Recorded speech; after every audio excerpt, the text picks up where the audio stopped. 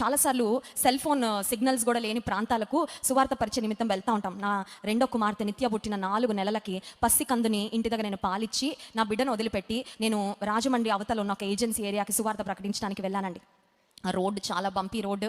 ఇంకా బాలింతనే చెప్పాలంటే ఆ టైంలో ఎవరు అంత అడ్వైస్ కూడా చేయరు అడవిలోకి వెళ్ళి వాక్యం అందించి రావడానికి. నా బిడ్డను వదిలిపెట్టి వెళ్ళాను. ఇంకొక పాయింట్కి వచ్చిన తర్వాత వాళ్ళు చెప్పారు, ఇంక ఇక్కడ లోపల ఏ నెట్వర్క్ ఉండదమ్మా, ఫోన్ కూడా పనిచేయదంటే ఇంకా లాస్ట్ చిన్న పాయింట్ సిగ్నల్ ఉన్న దగ్గర నేను ఇంటికి ఫోన్ చేసి నా పాప బాగుంది కదా, ఏడవట్లేదు కదా అని కన్ఫర్మ్ చేసుకొని, ప్రభా నేను ఇంటికి వచ్చే వరకు నా బిడ్డను కాపాడయ్యా, నన్ను మిస్ అవ్వకుండా చూడు ప్రభా అని అక్కడికి వెళ్ళి ఒక 2-3 గంటలు వాక్యం అందించి అందరి కొరకు ప్రార్థన చేసి నేను సాయంత్రం ఇంటికి వచ్చా. ఎందుకు మాట చెప్తున్నానంటే సెల్ ఫోన్ నెట్వర్క్ వెళ్ళని ప్రదేశాలు కూడా చాలా ఉన్నాయి. కానీ సెల్ ఫోన్ నెట్వర్క్ వెళ్ళని ప్రదేశాలకు నువ్వు వెళ్ళినా అక్కడ కూడా దేవుని సన్నిధి నీకు తోడుగానే ఉంటుంది. కొన్నిసార్లు ఎవ్వరు రీచ్ కాలేని ప్లేస్కి, పాయింట్కి నీ లైఫ్ వెళ్ళిపోయినా ఒకవేళ అట్లాంటి స్థితిగతుల్లో కూడా దేవుడు నిన్ను వెంటాడుతూనే ఉంటారు.